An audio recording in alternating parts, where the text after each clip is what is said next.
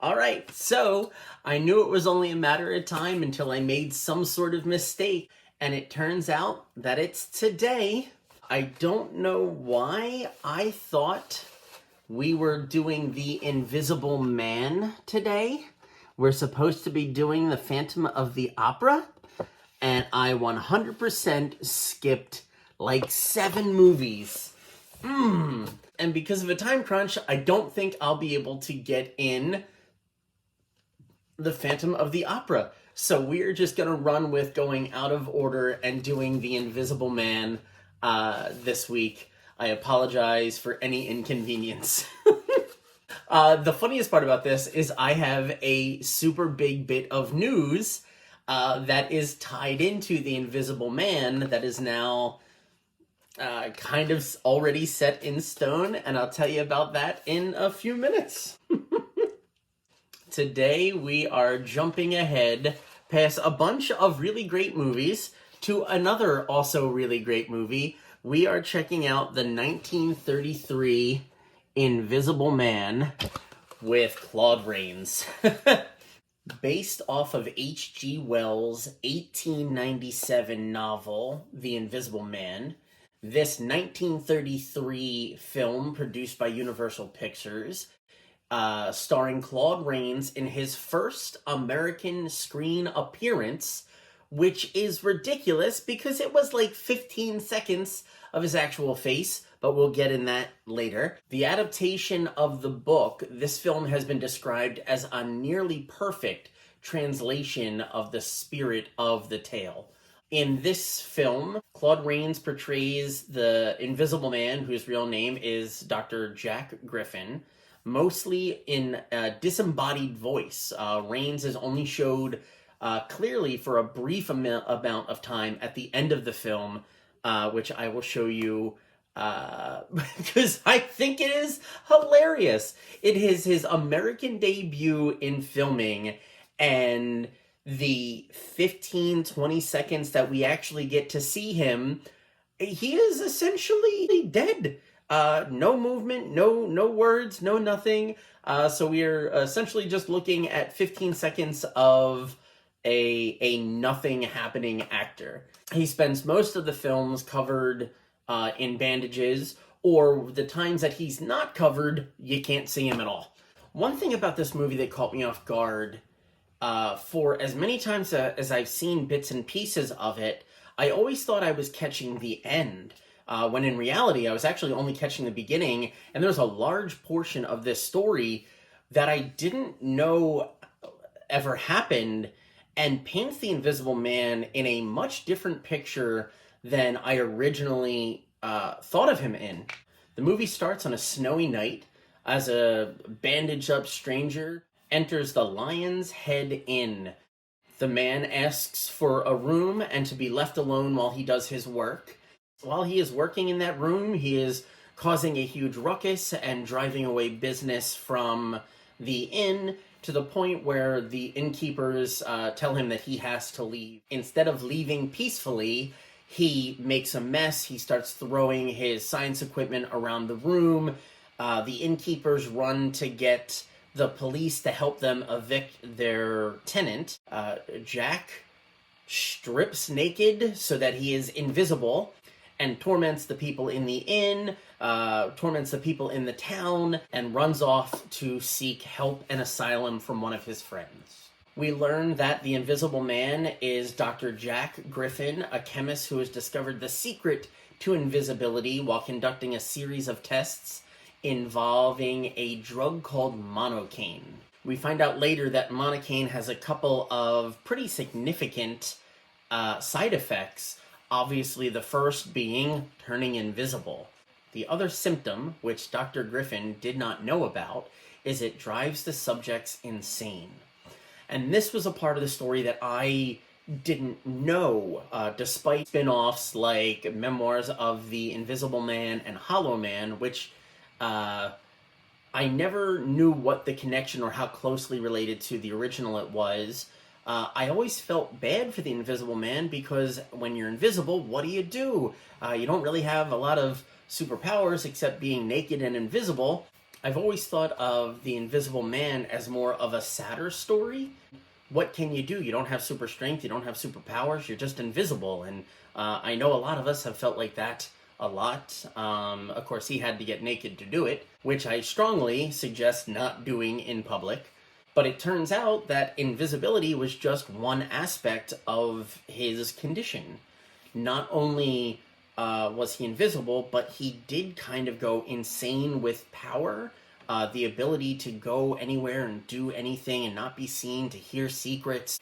He did have extra strength, which he originally didn't have, which made it easy for him to kind of go on a killing spree, which was part of his plan, with no parameters or no rhyme or reason to who he was going after and for what reason. He just wanted to be known as this chaotic presence that everybody should fear and obey. So with that being his plan, he takes off to meet up with a friend named Kemp, and he forces Kemp to become his partner in a plot to dominate the world. But the first hiccup he has is he's left all of his books back at the inn, because if he had taken them, they would clearly be able to see where he was. He has Kemp drive him back to the inn, where he sneaks in to get his books and throw them out the window so that nobody can figure out his secret. But an obstacle for the people that have seen him and do know what kind of monster he is or will become, nobody believes in an invisible man. Even the local police believe that all of these stories are a hoax. When they get back to Kemp's house, Kemp calls other colleagues of the Invisible Man and himself, but he also calls the police. Kemp is a good guy and does not want to be a part of this spree that Griffin has planned. When Griffin sees his colleague Cranley approaching the house, he lashes out at Kemp, and then even more so when he sees the police. Griffin feels incredibly betrayed by Kemp and promises to return the following evening at 10 o'clock to kill him. Kemp entrusts the police to keep him safe. They devise a plan, making sure that Griffin cannot hear it and is not in any rooms when they discuss it. In what seems like a completely foolproof plan, they get the ball rolling on a way to keep Kemp safe. The only issue with that is it's hard to know if you are being trailed by an invisible man because he's invisible. I won't go into details as to how he gets caught, but I do think it is important for a topic that we've already addressed. He does end up on his deathbed at the end of this movie in this scene right here. He says his final words to the eye candy of the movie, who does not get a whole lot of screen time, and as he passes away, the side effects of the monocaine vanish, and you see him fade back into existence. And this is the only shot we get of the magnificent Claude Rains in this movie. I am absolutely thrilled that I watched this. The Invisible Man has always been an idea that I've liked and has obviously been a superpower that people have talked about in many forms, in comics, in movies, and just in general. Not to mention the Invisible Man being a part of the Universal monsters, the Universal movie monsters that I have always been a fan of, even without seeing all of the movies when I was younger. The Universal movie monsters, such as Dracula, Frankenstein, the Mummy, the Creature from the Black Lagoon, just to name a few, have been the inspiration for cartoon characters and movies and different themes. I remember the Ninja Turtles had a version when I was growing up, and I had a couple of them, which I wouldn't mind going back and getting more. I'll probably have to go to Farpoint Toys in Mays Landing to grab them. Great little toy company that I love very much. And it has inspired me to start a line for Lucky Duck Entertainment that I've been batting around for a while, and we are calling it the Creeping It Real line. It's going to be duck-themed movie monsters with the goal of hopefully releasing one every month. I am teaming up with a local artist, Natalie, to come up with some of these awesome designs. And the first one we have in store for you guys now is the Invisible Duck. This design will be on my Spreadshirt account so that you can get your very own t-shirt of the Invisible Duck. Later on, we are going to be aiming towards stickers and enamel pins as well. I can't wait for that to happen. Hopefully we can keep this going and have it be a monthly thing. If you guys are excited about this, let me know in the comments below. If you have a movie monster you'd like to see put on the lineup, let me know which ones they are below, and we'll see if we can maybe bump those up for our loyal watchers. I want to thank all of the Patreon subscribers whose names are going to pop up in a little bit. They got first look at this design on Patreon a couple of days ago. You guys are awesome. Thank you very much. We've also had a lot of suggestions already mentioned for future movie monsters, which I am very excited to see. Before I get going, we have to do my favorite part, and now the one that's going to be completely out of order, but we're going to have to let it slide. We are on to the scratching. So we will not be scratching off the Phantom of the Opera like we are supposed to. We're going to be jumping down to here for the Invisible Man. And let's see. Let's see what they have behind this scratching here.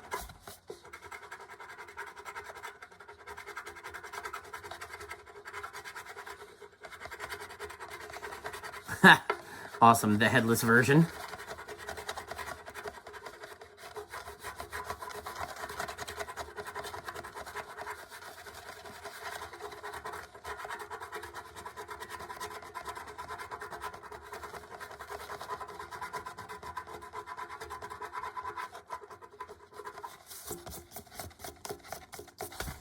And there we can see the Invisible Man from 1933. So that is the scratching off of the Invisible Man. Tune back next week when we are actually going to review the Phantom of the Opera. I apologize again. I don't know how that happened, but I'm glad it did, because I think the Invisible Duck is an awesome way to start with the Creepin' It Real line. Again, I want to thank all of you for taking your time out and watching this, hitting those buttons and sharing with your friends. I want to thank the Patreon subscribers whose names are going to pop up in a second. Until next time, I love you all. You are the best. Catch you next Thursday. Later days.